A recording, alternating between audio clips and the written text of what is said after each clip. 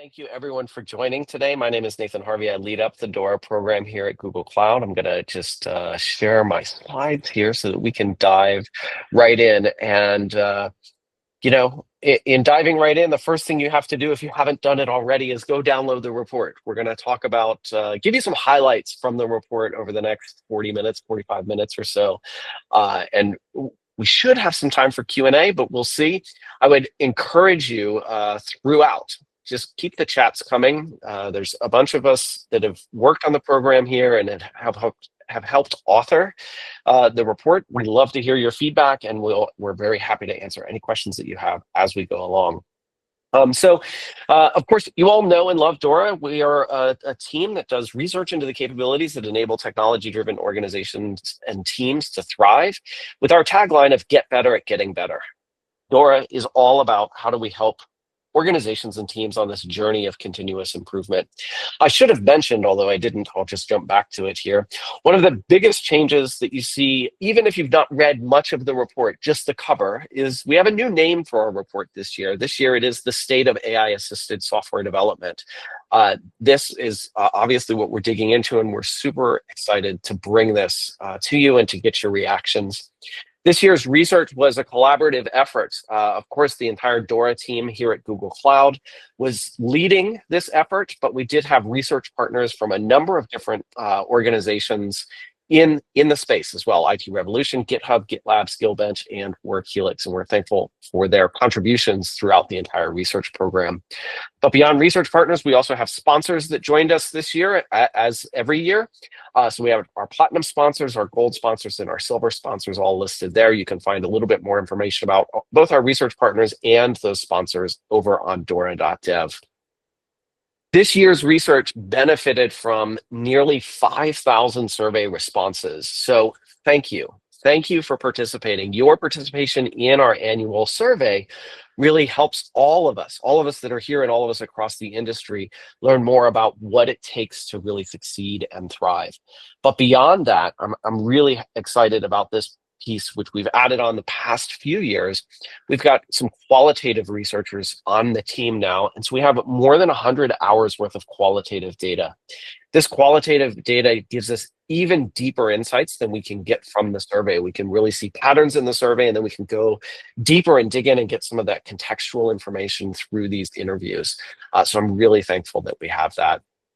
Now, if you learn nothing from the report, this is the thing to take away. AI's primary role in software development is that of an amplifier.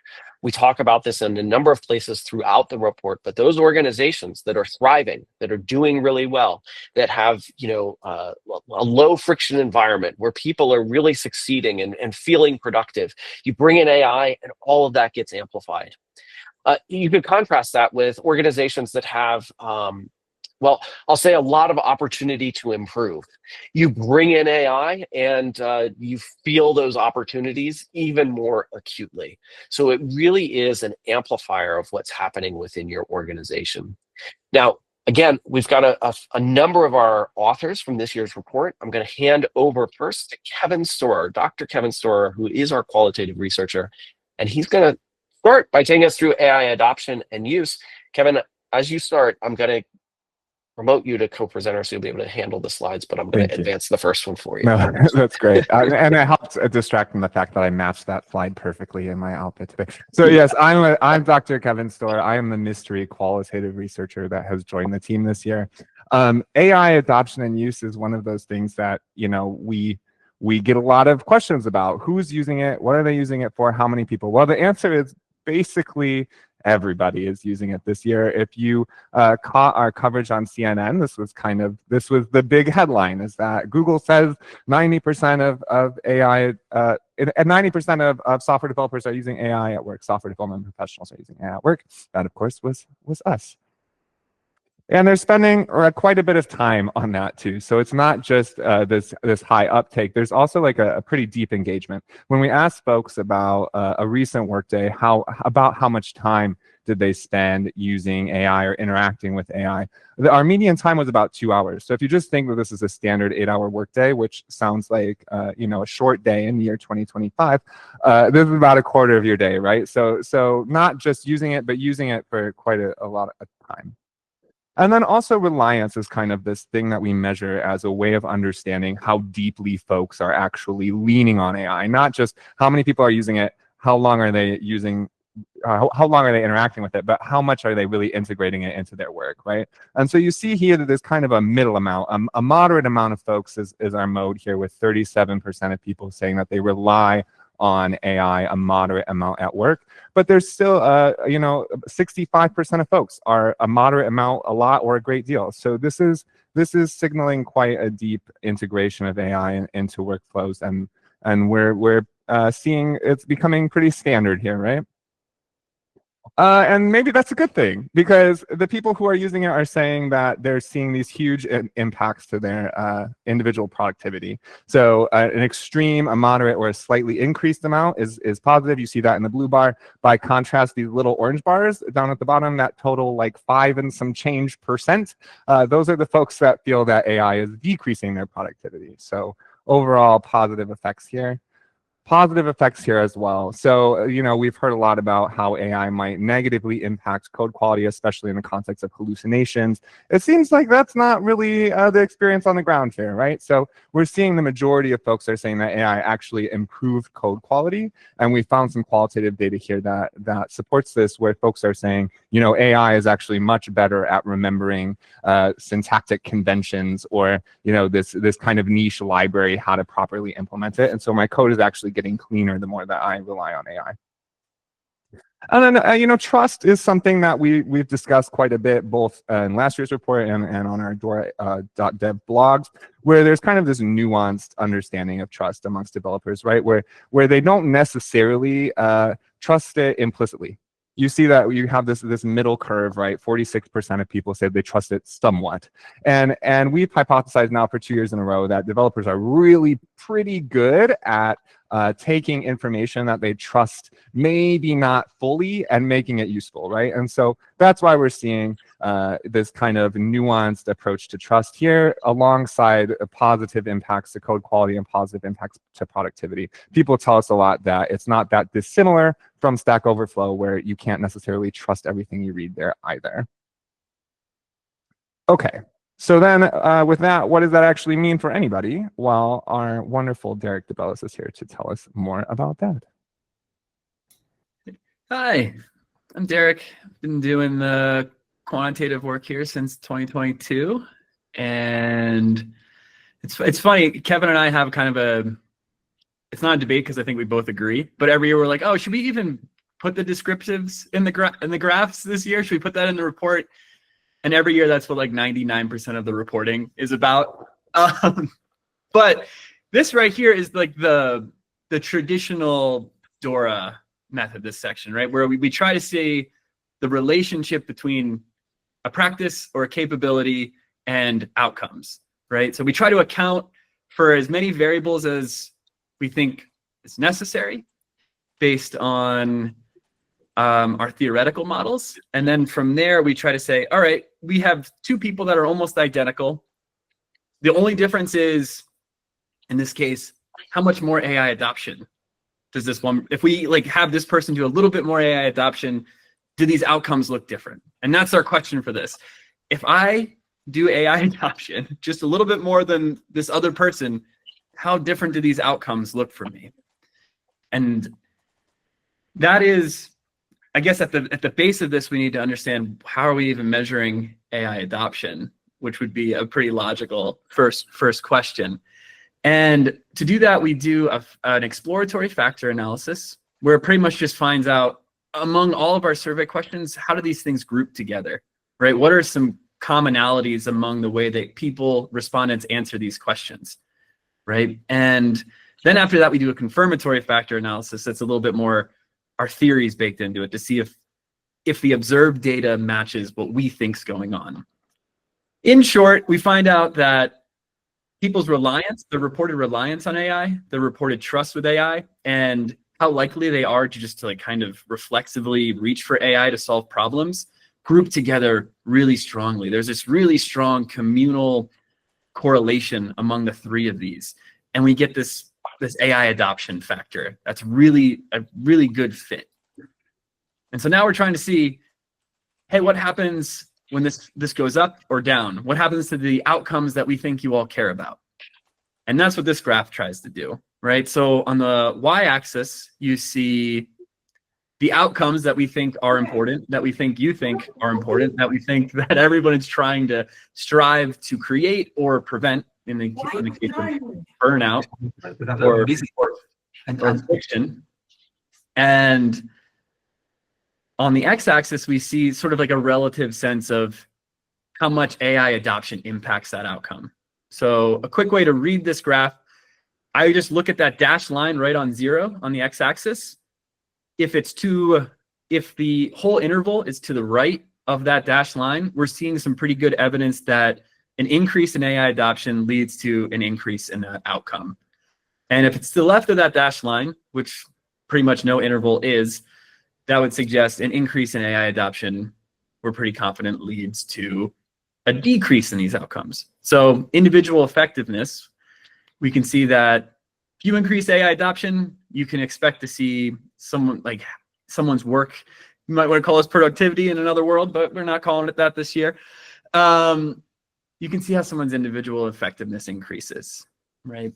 And instead of reading through all of these, we can kind of compare this a little bit to last year's, with the caveat that we're not really set up to do longitudinal work. It's just that there's a qualitative shift in some of these, or there's some stability in some of these effects. And that's what this next graph does. So relative to last year, we saw some consistent beneficial effects. So we saw that AI adoption leads to higher levels of individual effectiveness, code quality, team performance, and organizational performance. We saw some effects that seem a little stubborn. There's some things that we wish would change, but they haven't necessarily changed, right? We'd have hoped maybe that if you're on you're rooting for AI, that it would reduce friction that people are experiencing. Maybe you have a dream that it reduces burnout, possibly through the reduction of friction. And the effect that some thought was an anomaly last year has stuck around, that we continue to see an increase in software delivery instability in relationship to AI adoption, right? And we have a lot to go through today, so I'm not going to dive into necessarily explanations that we put forward for these. Happy to do that later, but this kind of fits with that thing that Nathan led off with, right? That some of these effects are nested in really strong organizational processes, and the weight of the culture and the organization is probably too heavy for any single tool, no matter how powerful it is, to break through to the other side and make an impact, unless you start working on some of those more system level things. And then, of course, there's some good things, right? Changes for the better. We saw last year valuable time in AI were negatively associated. This year it's positive. Delivery throughput, it was negative, a small negative effect last year. This year it's a small positive effect. And product performance, there was no effect last year, and there's a positive effect this year. And with that, I think we're going to go into something completely different. Something completely different. And that's me again. I'm Nathan. Hi, everyone. I do want to say one quick thing, though, not to belabor the point here, but Derek said that maybe one tool can't fix the burnout and friction in your organization. I think that the other really positive spin on this is that introducing this tool is not increasing burnout or friction either within your organization, right? We're essentially, if we see no effect, sure, we'd love to see a more positive effect, but at least it's not a negative effect. That's really good. All right. So software delivery performance, this is the thing that is for the entire history of the DORA research program has been sort of our center of gravity. We've really been focused on software delivery performance. So I'm going to just introduce a couple of things here. If you're not familiar with our software delivery performance metrics, check out DORA.dev. We'll go into much more detail into these. But This is our second year where we've actually used 5 different metrics to measure software delivery performance. And in this case, and last year, 3 for throughput and 2 for stability. So our throughput metrics include lead time for changes, deployment frequency, and failed deployment recovery time.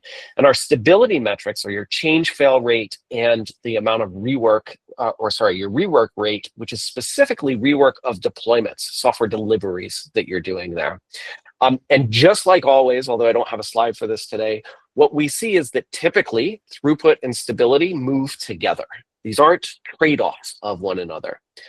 But we also believe, and have for a long time, and report on it exactly this way this year, that looking at software delivery performance alone is not really the best way to comprehensive understanding of how a team is doing. So we extended beyond just looking at software delivery performance to look at a bunch of other outcomes or indicators that might help us evaluate how is my team doing, or even how is my organization doing. And what we did by looking at these different outcomes, we did a cluster analysis, which is we take the answers from all the surveys, we throw them down onto a plot, and these clusters emerge. These clusters are the different people or groups that are very similar to one another, but each cluster is distinct from the other clusters. Now, Derek probably wants to interrupt me to correct all of that math that I just told you wrong, but it's probably close enough, So as we look across all of these different outcomes, what do we see? Well, we find 7 unique team profiles or team archetypes. We had to name them, so we came up with some creative names. Now, you may look at this list of names from foundational challenges or legacy bottleneck all the way through to those pragmatic performers or harmonious high achievers, and you may say, that's my team.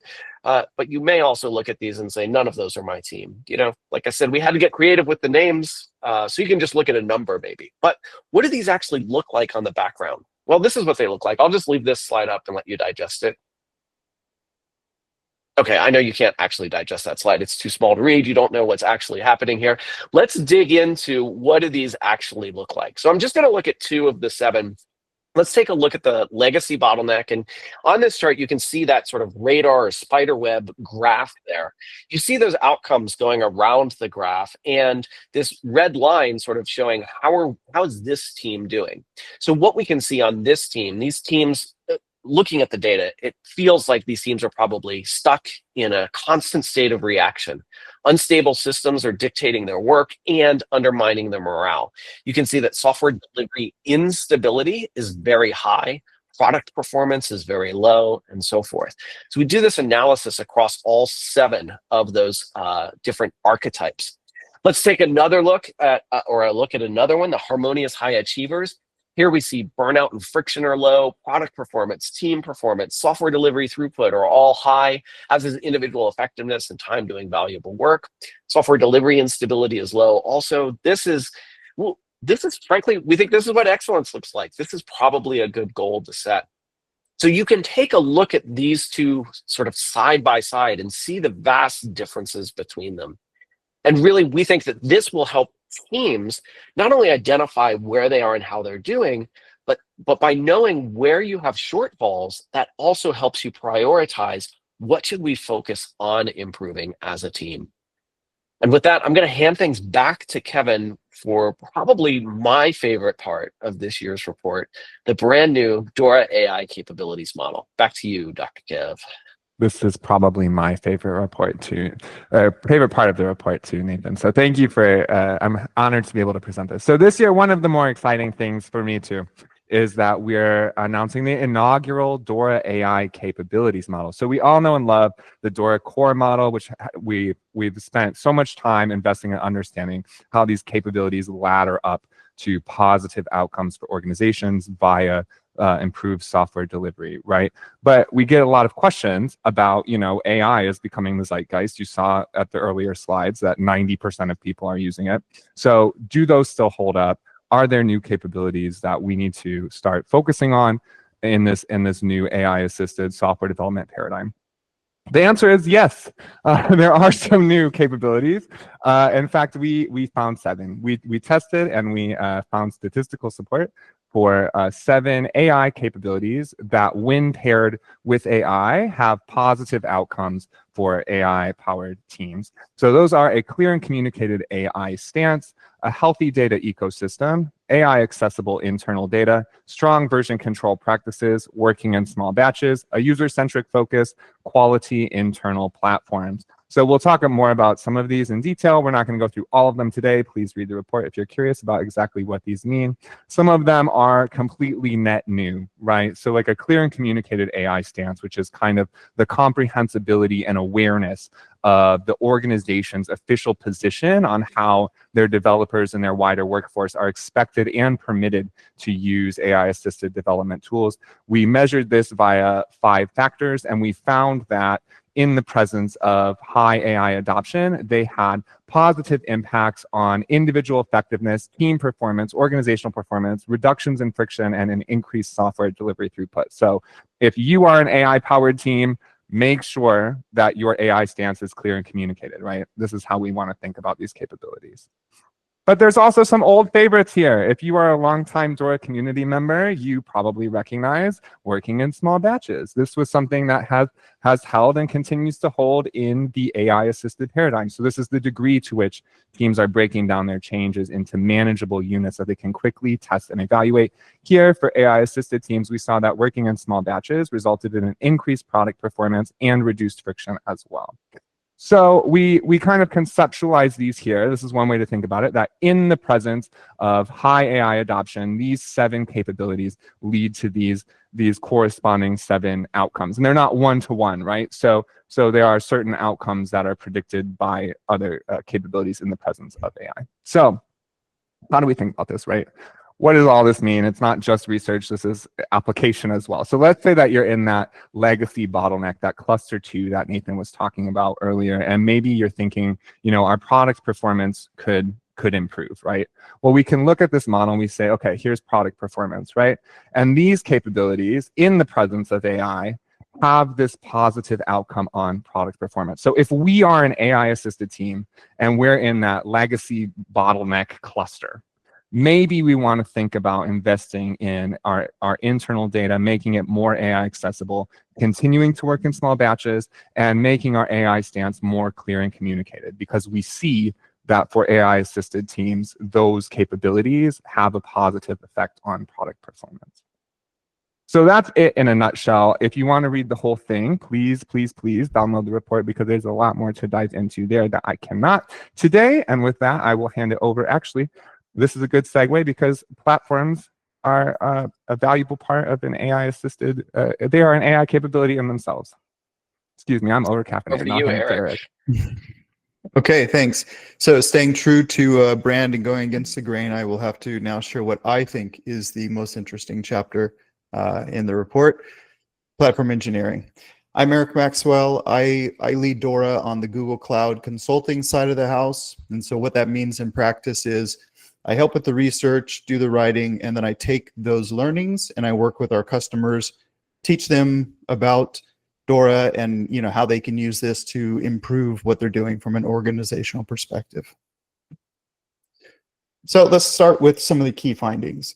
So what we're seeing this year is that there is a almost universal adoption with platforms. So what this means is that the conversation has really shifted from, do we need a platform, to how do we build a platform properly? And this is really important, and I can tell you anecdotally, working with lots of customers across the industry, they all have platforms and almost none of them are built in a way that we would consider a well-built platform. And so what we wanted to do this year is really dig in deeply into the research to understand what are the capabilities and what are the things that compose a well-built platform that will lead to success.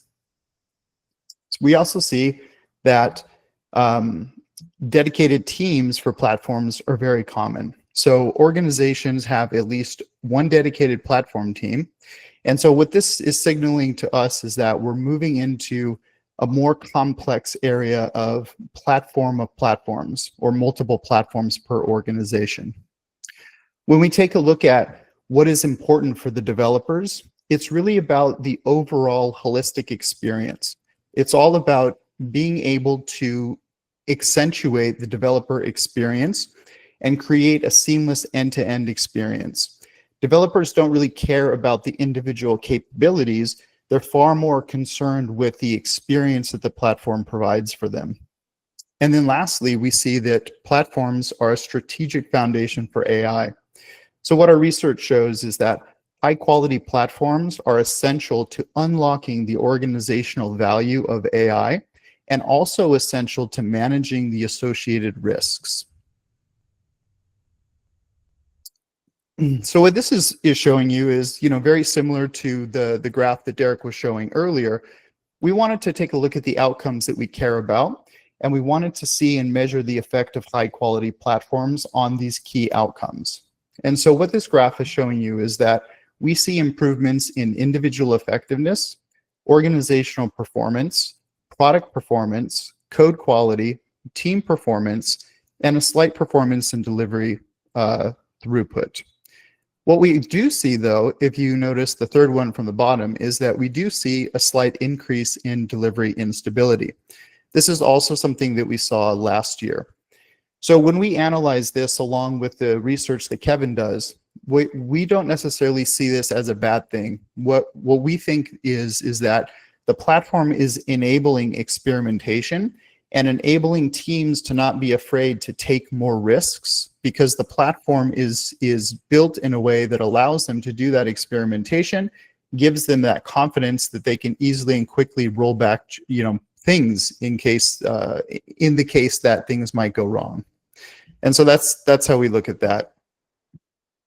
When we talk about the platform being an unlocker for AI's impact on organizational performance, what this graph is showing is that the more well-built your platform is, and when we say well-built, I don't have a slide for it, but we're really talking about, is the platform user-centric? Is it built as a product, right? And kind of going back to what I was saying about, is it providing that holistic end-to-end experience for the user?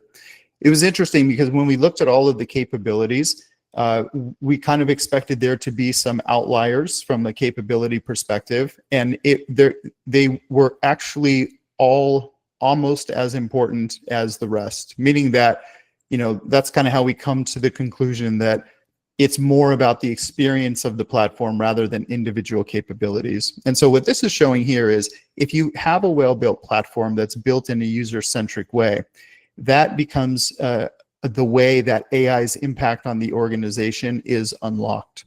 So I think this is really important and a really strong indicator to, build your platforms properly and to take the time to be user-centric with building out your platforms. Okay, so then to summarize, you want to embrace the holistic experience of the platform. Treat it as a complete product.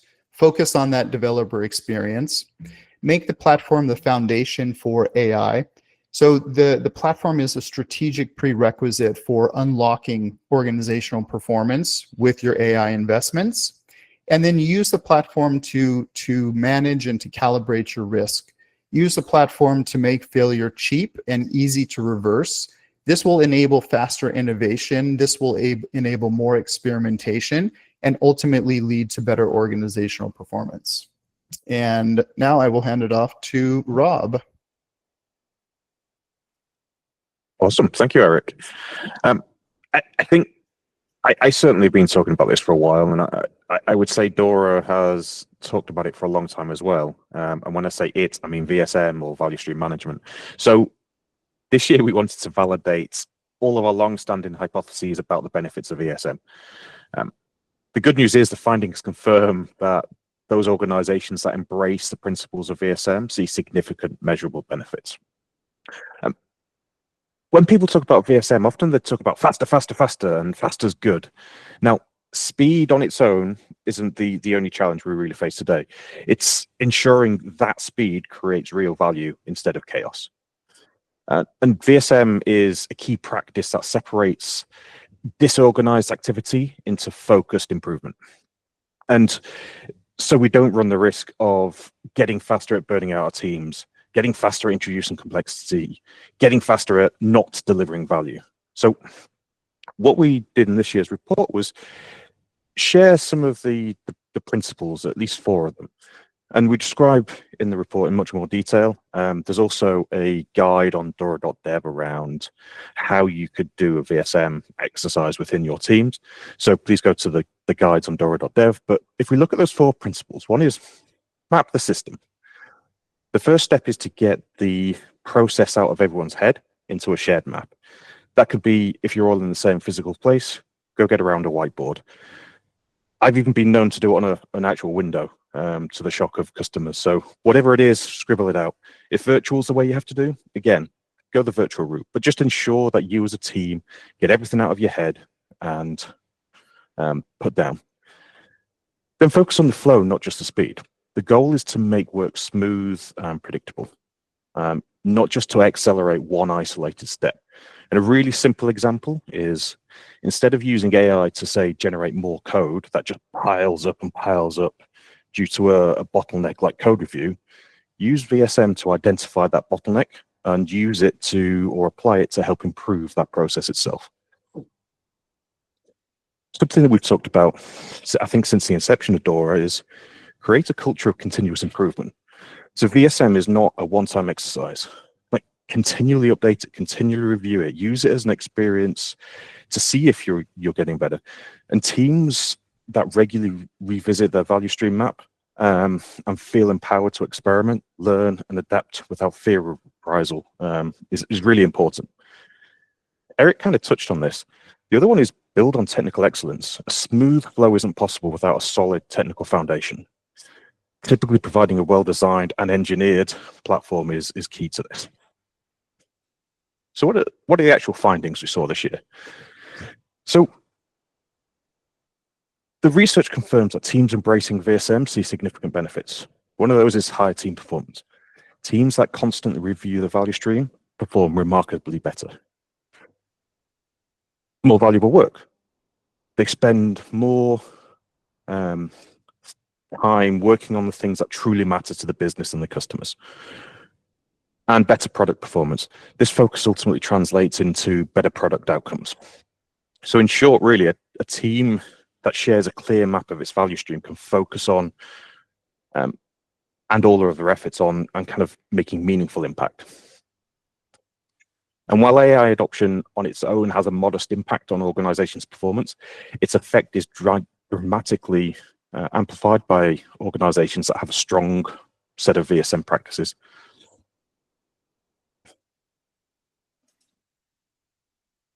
And yeah, whiteboards, gotta love them. Without VSM, AI risks, or AI benefits risk being lost due to downstream chaos. So kind of map it out and understand where your constraints are and really focus on those. It doesn't have to be AI to improve, but AI can help. And I'm kind of working with a lot of customers where that is the case anecdotally. And I'll leave you with the biggest parting question. Can you draw your software delivery value stream on a whiteboard? Do you know all the steps and all the blockers? Thank you. And I'll hand over to Sarah, I think, next. Yeah, that's me. Thank you. I was going to leave people to sit with that wonderful question, but I'm Sarah D'Angelo, a longtime listener, first-time caller on the DORA research team, but very excited to be here. And I'm going to talk to you very briefly about metrics frameworks, because you've heard a lot of really interesting and insightful data from the team, and you might be thinking, I want to do this at my organization, or you're already doing it at your organization, and you might want to change, improve, try to take on some of these new elements that we've talked about today. And you're in luck. We have some opinions on how you might want to get started. You might want to take a framework to help guide your approach. But what we want to recognize here is that while DORA provides many great starting points and a framework that you can leverage, we are not the only way to measure software development. And your organization might have its own unique needs. You might want to improve developer experience, which we are all advocates for and care deeply about our developers. But you might also want to improve your products that serve developers, or how your organization functions as a whole. And many other things could come up here, but we do love a triangle. So we'll start with these 3. And depending on your interest, you can adopt a framework that best suits your needs, right? And so we have some guidance on how you might begin there, but really it's about your organization's unique goals. But not to worry, regardless of what framework you choose, ours, others, make one up yourself. We like to think of metrics that contribute to these frameworks like ingredients.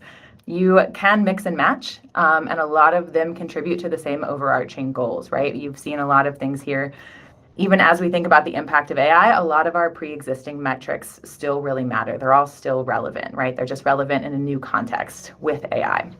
And so what we want to message here is that regardless of how you decide to measure software development at your organization, you can be thoughtful about the metrics you choose, and you can adapt and evolve, and you can get creative, and you can try new recipes. And what matters is that you are measuring and that you do care. So we hope you take this kind of little bit of insight with you, try to apply it to your organization. Let us know what you learn, what you like, what you don't like. We're here to hear that.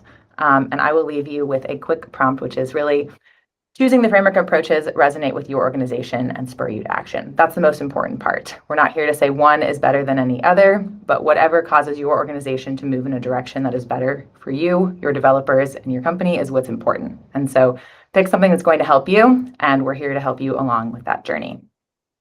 And I will move it forward. Oops, sorry. All right. Well, that's all right. Thank you so much, Sarah.